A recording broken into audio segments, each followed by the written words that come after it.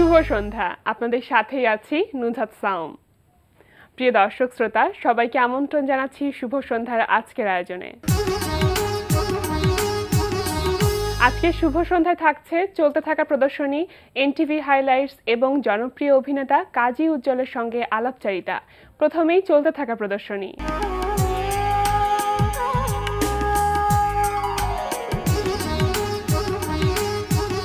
শুরুতেই জানিয়ে দিচ্ছি চলতে থাকা চিত্রকলা প্রদর্শনীর সময়সূচি।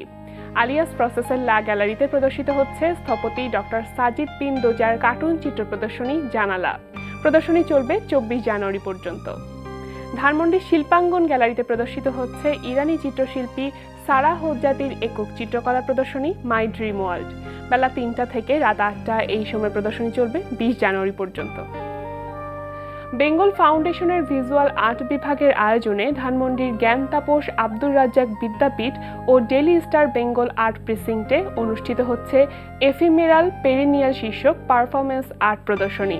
প্রদর্শনী চলবে 25 ফেব্রুয়ারি পর্যন্ত। দেখছিলেন চলতে থাকা প্রদর্শনীর সময়সূচি। এবার এনটিভি হাইলাইটস।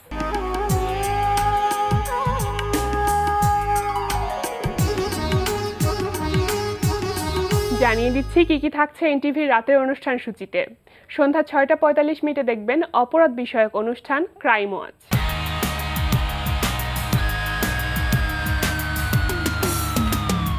রাত 8:20 থাকছে ফেরদৌস হাসানের পরিচালনায় ধারাবাহিক নাটক মায়া। আরে আরে মানে কি দাদা সরকার ইকোপাগ্য পোপলেপে মারা হংলাবা কিছু তাংরো। আরে আশ্চর্য, আমি কি তোমাদের ভাষা বুঝি? রাত 9টায় প্রচার হবে ওয়াহিদা রাজ্জাক মিশার প্রযোজনায় অনুষ্ঠান স্যান্ডালিনা গ্ল্যামার ওয়ার্ল্ড।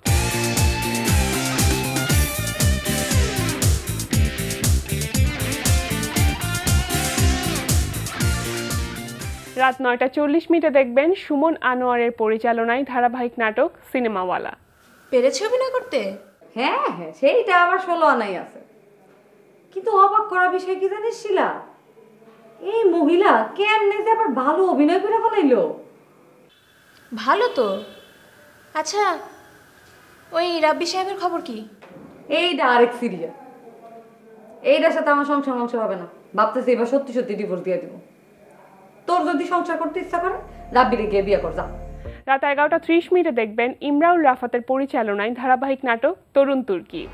যে কেউ পার্সোনালি যদি ঠিক না থাকে, আমি যদি পার্সোনালি ঠিক না থাকি, মেন্টালি ঠিক না থাকি, আমি যদি ইমোশনালি ঠিক না থাকি, আমি অন্য মানুষদের জন্য কিভাবে কাজ করব? রাত 12টায় থাকছে টক শো এই সময়।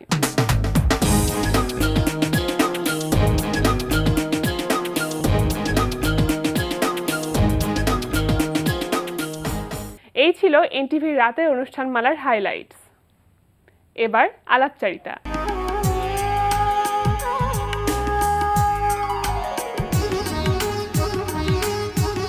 এনটিভিতে প্রচার হচ্ছে ধারাবাহিক নাটক সানফ্লাওয়ার। নাটকটিতে একটি বিশেষ চরিত্রে অভিনয় করছেন অভিনেতা কাজী উজ্জ্বল। প্রিয় দর্শক, আমাদের আজকের অতিথি জনপ্রিয় অভিনেতা কাজী উজ্জ্বল। চলুন কথা বলি তার সঙ্গে। শুভ সন্ধ্যা। শুভ সন্ধ্যা এনটিভির দর্শকদেরকেও শুভ সন্ধ্যা।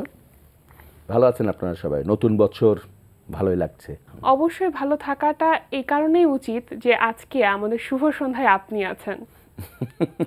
এটা হচ্ছে ইয়াং জেনারেশন, মানে তোমরা যারা, মানে আমি তুমি বলে ফেললাম। অবশ্যই আমি এদের সাথে আমার এত ভালো সখ্যতা। আমি তো সবসময় বলি তোমাদের চেয়ে আমি বয়সে 6 মাসের বড়, তো সে কারণেই ভালো তোমাদের সাথে থাকতে পারলে ভালো লাগে এবং কাজ করতে পারলে ভালো লাগে। বসতে পারলে, মিশতে পারলে, কথা বলতে পারলে, সব কিছুতে আমি আসলে ইয়াংদের সাথেই চলি। বয়স খুব বেশি না, তোমাদের চেয়ে 6 মাস 7 মাসের বড়। জানি সেটা আমরা। কেমন আছেন আপনি? আলহামদুলিল্লাহ ভালো আছি। কাজকামের ব্যস্ততা। শুরুতেই যেটা শুনবো যে অনেক ব্যস্ততার মধ্যে তো আমাদের এনটিভিতে যেটা প্রচার হচ্ছে সানফ্লাওয়ার, সেই নাটকটিও আছে, সেটা সম্পর্কে কি বলবেন? কেমন লাগছে এই চরিত্রে কাজ করে? এই নাটকটির পরিচালক নজরুল ইসলাম রাজু, তার সাথে আমার প্রথম কাজ। তো প্রথম কাজে আমরা আসলে একটু শেখেই থাকি যে ডিরেক্টর কোন সেক্টরে কীভাবে কাজটা করবে। প্রথম দিন কাজ করতে যাওয়ার পরে দেখলাম যে না, ছেলেটা অত্যন্ত কুল এবং খুব ডিসিপ্লিনড। আমি ইন্টারাকশন করলাম, ভাই ক্যারেক্টারটি এভাবে করতে চাই আমি, কীভাবে? তো বললো যে হ্যাঁ উজ্জ্বল ভাই ঠিক আছে। ক্যারেক্টারটি খুব মজার, একটা চমৎকার। আমি তারিনের মামার ক্যারেক্টার করছে এখানে। আচ্ছা। এবং এই সিরিয়ালে আমার ওয়াইফের কাজ ক্যারেক্টারটি করছে হচ্ছে মুনিরা ইউসুফ মিমি। তিনি আমার সাথে জুটি হিসেবে এই প্রথম কাজ তার সাথে আমার, মানে হাজব্যান্ড ওয়াইফ হিসেবে। আমাদের কোনো ছেলে মেয়ে নেই। তো আমি ছোটোবেলাতে আমার বোনের বাসায় দিনাজপুরে লেখাপড়া শিখেছি, মানুষ হয়েছি। তার পরবর্তীতে আমি ঢাকায় চলে এসে একটা চাকরি বাকরি করি। আমার বোন ভগ্নিপতি তারা ফিনান্সিয়ালি একটা অবস্ট্রাগলের মধ্যে পড়ে, মানে তারা আমার ভগ্নিপতি তার ভাগনাকে বিশ্বাস করে একটা ব্যাংকের লোনের জন্য দিয়েছিল, সে টাকা পয়সাগুলো মেরে দিচ্ছে, ব্যাংক শোধ করেনি, দেউলিয়া হয়ে গেছে, টোটালটা বাড়িঘর অকশান হয়ে গেছে। এই সিচুয়েশনে আমার ভাগ্নি তারিন এবং আরেকটি ছোট মেয়ে আমার এখানে এসছে, আমার বাড়িতে থাকে। তো আমি খুব বেশি বড় চাকরি বাকরি করি না, মধ্যবিত্ত শ্রেণীর একটা লোক। স্বামী স্ত্রী আমরা দুজন ভাড়া টাড়া দিয়ে চলে যেত। প্রথম অবস্থায় যখন আমার ভাগ্নি আমার বাসায় এসে, ভাগ্নিরা এসে ওঠে, একদিন দুদিন হয়তো ভালো লাগে। আমার স্ত্রী একটা অনিশ্চিত জীবনের মধ্যে চলে আসছে যে এতগুলো মানুষের সংসার চালাবে কি করে। কিন্তু তারপরে তার ভিতরে একটা মাতৃত্ববোধ আছে, যেহেতু ছেলে মেয়ে নাই, মেয়ে দুটোকে সে নিজের মেয়ের মতো করে শুরু করছিল। তো গল্পটা তো আমরা দেখছি, যারা দর্শক আছে তারা তো দেখতেই পাচ্ছে, কিন্তু আমি একটু জানতে চাইবো যে এত ধারাবাহিকের ভিড়ে দর্শকদের রেসপন্সটা কেমন পাচ্ছেন? ভালো লাগছে। তার কারণ হচ্ছে ফেসবুকে আমার বেশ কিছু ফ্রেন্ডস ফলোয়ার্স আছে যারা কমেন্টস করে, স্পেসিফিক তারা নাটকটি দেখে এবং কমেন্টস করে যে এই জায়গাটায় লিখছে, উজ্জ্বল ভাই আপনি এই জায়গাটায় এরকমভাবে না বলে এটা বলা উচিত ছিল না। হসপিটালে একটা সিকোয়েন্স করছি যখন, মনে করেন সেদিন আমি হসপিটাল থেকে বাসায় এসে আবার অফিস থেকে একটু ফাঁকি দিয়ে এসে ভাগ্নিটাকে দেখে যাব, ছোটো ভাগ্নিকে চোখের অপারেশন হচ্ছে। তো ওই জায়গাটা হেজিটেশন কাজ করে অ্যাক্টিংয়ের সময়। তো সাধারণ দর্শক মনে করে যে এই জায়গাটা এরকম হলো কেন, ফেসবুকে কমেন্টস করে, তার মানে নাটকটি দেখছে। এবং আমাদের মধ্যবিত্ত শ্রেণীর একটা জায়গা তৈরি হয়েছে। এনটিভির নাটকের একটা বৈশিষ্ট্য হচ্ছে যে এরা মাচ পিপুলকে নিয়ে কাজ করতে চায়, দেখতে চায় তাদের ইয়েগুলো, এবং শহুরে আমাদের মধ্যবিত্ত শ্রেণীর প্রবলেমগুলো দেখায়। ভালো লেগেছে আমার কাজ করে। ধন্যবাদ রাজুকে, যে রাজু আমাকে যে কাস্টিংটা দিয়েছে, এবং আমার কাস্টিংটা একটু সহজ সরল। যেটা বলছিলেন যে নজরুল ইসলাম রাজুর সাথে এটা আপনার প্রথম কাজ, তো এই চরিত্রের সাথে বা এই গল্পের সাথে, নাটকটির সাথে ইনভলভমেন্টটা কবে থেকে বা কিভাবে? ও আমাকে প্রথম যখন ডেট নিল, তারপর স্ক্রিপ্টটি পাঠালো। তো স্ক্রিপ্টটি পুরোটা স্ক্রিপ্ট আমি একদিন শুটিং থেকে ফিরছি 9:30 সময়, তাড়াতাড়ি করে। আমি একটু লেট নাইটে ঘুমাই। তো স্ক্রিপ্টটা পড়া শুরু করলাম, পড়তে পড়তে পড়তে একটু ভালো লাগলো, অসম্ভব ভালো লাগলো। এবং আমার মনে আছে ফজর আজান দিয়েছে যখন, তখন শেষ করছি আমি একটা গল্প বই পড়ার মতো। তো ক্যারেক্টারটা তখন আমি আমার মতো করে একটা বিল্ড আপ করলাম। শুটিং বাকি আছে 15 দিন। এই 15 দিনের মধ্যে আমি ক্যারেক্টারটা বিল্ড আপ করলাম কীভাবে করা যায়। মানে আমার একটা পুরানো চশমা, ওইটাই রেডি করলাম, পুরানো 80-র দশকের চেক শার্ট, হ্যাঁ সেই সময় পরতাম। এইগুলো আমি আস্তে আস্তে বের করে গুছানো শুরু করলাম শুটিং 1 সপ্তাহ পরে, এবং ক্যারেক্টারটির সাথে ইনভলভ হলাম। হওয়ার পরে দেখলাম যে না, ভালো লাগছে, কাজটি করে ভালো লাগছে, গল্প ভালো, মেকিং ভালো। এবং আমার ক্যারেক্টারটি সাধারণত আমি বাবা ক্যারেক্টার করি সবসময়, এটি একটি মামা। কিন্তু বিষয়টি হচ্ছে এরকম, বাবা এবং মামা, আমার যেহেতু সন্তানাদি নাই, পিতৃস্নেহ একটা ব্যাপার আছে। এবং আমার ভাগ্নি দুইটা, তারিন এবং মেয়েটির নামে এই মুহূর্তে মনে করতে পারছি, দুজনকে ছোটোবেলায় ওদের বাড়িতে আমি লজিং না, আমি আমার বোনের বাসাতে থেকেছি, ওদেরকে নিয়ে স্কুলে প্রথম দিন ভর্তি করতে নিয়ে গেছি। সেই ছোট মেয়েটিকে আজকে আমি আবার কলেজে যখন ভর্তি করতে আমি নিয়ে যাচ্ছি, এটি একটা আলাদা ভালো লাগে যে আমার সন্তান থাকলেও তো ঠিক আমি একইভাবে কাজটি করতাম। ওদের দুজনের উপরে আমার সন্তানের একটা স্নেহ ভালোবাসাটা ওইভাবে তৈরি হয়ে গেছে। আচ্ছা, কথা প্রসঙ্গে যেটা বলছিলেন আপনি যে এনটিভিতে যে নাটকগুলি প্রচারিত হয় সবগুলিতে বিভিন্ন রকম সমস্যার কথা তুলে ধরা হয়, তো এই নাটকটিতে কোনো নির্দিষ্ট মন্তব্য বা নির্দিষ্ট কোনো মেসেজ দেওয়ার চেষ্টা করা হয়েছে কিনা? একটা মেসেজ আছে, মানবতা মানুষের। আমি ইচ্ছে করলেই হয়তো আমার অর্থনৈতিক অবস্থা, দুরবস্থা দেখে আমার বোন ভগ্নিপতি তাদেরকে একটু অ্যাভয়েড করতেই পারতাম, কিন্তু এনটিভি শিখিয়েছে। আমার কাছে মনে হয়েছে এনটিভির এই নাটকটা, এটার জন্য আমাদের এনটিভির প্রোগ্রামের যারা আছেন তাদেরকে ধন্যবাদ। প্রবলেমে পড়লে আত্মীয় স্বজন অমুক তমুক তাদেরকে হেল্প করাটা উচিত। হয়তো অন্য নাটকের মধ্যে দেখানো যেত পাশ কাটিয়ে চলে যায়, নাট্যকারের কুশলী, নাট্যকারের একটা বিষয় থাকে, গল্পের লাইন আপটা থাকে, পজিটিভলি নেওয়া। এই ক্ষেত্রে আমার শ্রদ্ধেয় মোস্তফা কামাল সৈয়দ ওনার সাথে আমার একদিনই মাত্র পরিচয়। উনি বলেছিলেন যে উজ্জ্বল ভাই, আমরা সমাজে কিছু একটা জিনিস, আজকে আমি আপনি যা কথাটি বলবো, সমাজে যেন মানুষের কারো না কারো একটা লোকের মনেও যদি মাথার মধ্যেও যদি একটু নক করে, তো ওটি আমাদের সাকসেসফুল। আমরা নাটক করে তো কিছু চেঞ্জ করতে পারবো না, কিন্তু হ্যাঁ, আমি আমার বোন ভগ্নিপতিকে তাদের ক্রাইসিস মুহূর্তে আমার পাশে জায়গা দিয়েছি। এটি দেখে হয়তো অন্য একটি পরিবার তারাও তাদের অনুপ্রাণিত হতে পারে। এই জায়গাটি হচ্ছে পজিটিভ। অসাধারণ, অনেক ভালো লাগলো সত্যি। তো সানফ্লাওয়ার ছাড়া আর কি নাটক প্রচারিত হচ্ছে? একটু বিব্রতকর অবস্থায় যে একটা বুড়া অনেকগুলো সিরিয়াল করে কিভাবে। সিরিয়ালে আমি একটা ফকিরের সর্দারের ক্যারেক্টার করি। ঢাকা শহর উত্তর এবং দক্ষিণ। আচ্ছা, তা আমি উত্তরের হচ্ছে ফকিরদের সর্দার। আমার আন্ডারে 500 ফকির আছে, তারা বিভিন্ন জায়গায় বসে, বিভিন্ন জায়গায়। এটি একটি সিরিয়ালের। আবার বাসন্তীপুর, ওইটার নাম হচ্ছে কমেডি 420। বাসন্তীপুর বলে একটা সিরিয়াল চলে, সেটাতে গ্রামের একদম সহজ সরল নায়িকার বাবা আমি। চায়ের দোকানদারও আমার সাথে ঠকবাজি করে। আচ্ছা, তো চলচ্চিত্রের কি অবস্থা? ভালো ভালো, কয়েকটা ছবিতে কাজ করছি। তকির আহমেদের হালদাতে একটি ক্যারেক্টার করেছি আমি, ভালো লেগেছে। অনন্য মামুনের একটা ছবিতে কাজ করছি। তারপরে ছোটকু আহমেদের অনেকদিন পরে উনি ছবিতে আমার ডিরেকশন দেওয়া শুরু করছে। ওনার একটা ছবিতে একটা ভালো ক্যারেক্টার করছি। মানে ফিল্মে কিন্তু আমাদের একটা সময় ছিল, গোলাম মোস্তফা ছিলেন, খলিলুল্লাহ খান ছিলেন, দারা শিকর ছিলেন, মানে অনেক সিনিয়র লেভেলের আর্টিস্ট ছিলেন।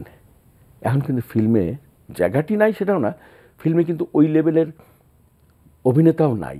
তো চলচ্চিত্রের এই জায়গাটাতে একটা যে গ্যাপটা আছে, তো মাঝখানে তো চলচ্চিত্র মানেই একেবারে নাক সিটখানো ছিল। একটু চেঞ্জ হচ্ছে, একটু একটু করে ইয়াংদের হাত ধরে একটু চেঞ্জ হচ্ছে। যেমন রিসেন্টলি ছুঁয়ে দিল মন ভালো ব্যবসা করেছে, তারপর অজ্ঞাতনামা আছে লেভেলে, বাপজানের বায়োস্কোপ, এই ছবিগুলো কিন্তু হলে যে দেখার মতো একটা পরিবেশ তৈরি হচ্ছে। এবং মজার জিনিস হচ্ছে ইয়াং জেনারেশন ছবি দেখার প্রতি ইন্টারেস্টেড হচ্ছে। যেমন রিসেন্টলি একটা কথা বলি, আমার মেয়ে ঢাকা ইউনিভার্সিটিতে পড়ে, ওদের পুরা ব্যাচটা ধরে একদিন ছবি দেখতে গেছে। ছুঁয়ে দিল মনে আমি যখন অ্যাক্টিং করছি, ওরা পরে এসে অ্যাপ্রিসিয়েট করছে। তো এইটা কিন্তু আমাদের আমলে আমরা যখন আমার মনে আছে 80-র দশকে আমরা ছবি দেখতাম, একটা দিন কিন্তু সপ্তাহে একদম কম্পালসারি ছিল ছবি দেখব, মিনিমাম একটা। এবং এমনও ছবি আছে, এক ছবি আমি 65 বার দেখেছি, দোস্ত দুশ্মন ছবি আমি 65 বার দেখেছি এই সময়। তো এখন কিন্তু আর সেই জায়গাটা ছিল না, তবে ইয়াংদের হাত ধরে আস্তে আস্তে আস্তে ঘুরছে কিছুটা হলেও, সমস্যাটা হয়তো কিছুটা অনুকূলে এসেছে। এটা আসলে আমাদের ইন্ডাস্ট্রি, তো ফিল্ম ইন্ডাস্ট্রি একটা দেশের ধ্বংস হয়ে যেতে পারে না, কারো না কারো হাত ধরে চাকাটা ঘুরতে হবে। তো আমার কাছে মনে হচ্ছে এখন যারা ইয়াং মেকার, দীপন একটা ঢাকা অ্যাটাক ছবি করছে, অসম্ভব ভালো কাজ করছে সে, এরকম অনেকেই ভালো কাজ চেষ্টা করে যাচ্ছে। অনেকগুলো মাধ্যমের কথা শুনলাম, জানলাম। আমি একটু মঞ্চের কথা জানতে চাইবো, যে এই মঞ্চটা দিয়ে শুরু, আরণ্যক দিয়ে শুরু, এখন নাট্যধারায় আছে। কি ধরনের কাজ করা হচ্ছে বা কোন কোন নাটকে কাজ করা হচ্ছে? নাট্যধারায় আমি এসছি 6-7 বছর, তার মধ্যে এখন রানিং প্রোডাকশন হচ্ছে আমাদের অতীশ দীপঙ্কর সপর্যা, তারপরে আছে রথের রশি, রবীন্দ্রনাথের রথের রশি, আর আয়না বিবির পালা। এই তিনটা নাটকেই আমি পারফরমেন্স করছি। মঞ্চটা ভালো লাগার এই জায়গাটা, তো ওটি আসলে যত ব্যস্ততাই অন্যরকম জায়গা, সেটা ওটা মানে ভালো লাগে, অন্যরকম ভালো লাগে, এবং কাজ করছি রেগুলার। নতুন একটা নাটকের রিহার্সাল শুরু হওয়ার কথা, এটা হলেই আমি আগে বলছি আমাকে আগে থেকে জানাবে, আমি 15 দিন আগে থেকে আমি শিডিউল ক্যান্সেল করব, দেব না। আমি মঞ্চের জন্য এখনও আমার কাছে মনে হয় যে আমার ওখান থেকে কিছু শেখার আছে এখনো। মঞ্চটি হচ্ছে যে কেউ স্বীকার করুক না করুক, আমি তোমাকে একটা সিম্পল কথা বলি, তুমি আমাকে একটা প্রশ্ন করছো, আমি উত্তর দেবো না, দন্ত না আকারে না। এই নায়ের উচ্চারণ কিন্তু 1000 রকম হতে পারে। মনে করো তুমি যদি আমাকে বলো উজ্জ্বল ভাই ভাত দেব, না। আবার অন্য একটি মুহূর্তে হয়তো দেখা গেল আমি ভাত খেতে বসছি, আর একটু ভাত দেব, না। আবার তোমার সাথে আমার রাগারাগি একটা মানে একটা হয়েছে, ভাত রান্না তরকারি রান্না হয়নি, ভালো হয়নি, তুমি বলছো উজ্জ্বল ভাই ভাত দিই, না। এই নায়ের উচ্চারণ কিন্তু 1000 রকমের হতে পারে, এটি তুমি মঞ্চে না হলে শেখা যাবে না। ভোকালের খেলাটা, টেল ড্রপটা করে আবার সেখান থেকে তুলে নেওয়াটা, উচ্চকিত এক জায়গায় দিয়ে পরের শব্দটি নিচের থেকে তোলা, এটি মঞ্চ ছাড়া সম্ভব নয়। আমরা একেবারেই অনুষ্ঠানের শেষ পর্যায়ে চলে এসেছি। একদম ছোট্ট করে জাস্ট 2 লাইনে আমি একটু জানতে চাইবো যে এখন যারা কাজ করছে তারা তো অনেকেই মঞ্চ থেকে আসছে না, তারপরও তারা কি আসলে ভালো কাজ করতে পারছে বা কতটুকু করতে পারছে সেটা?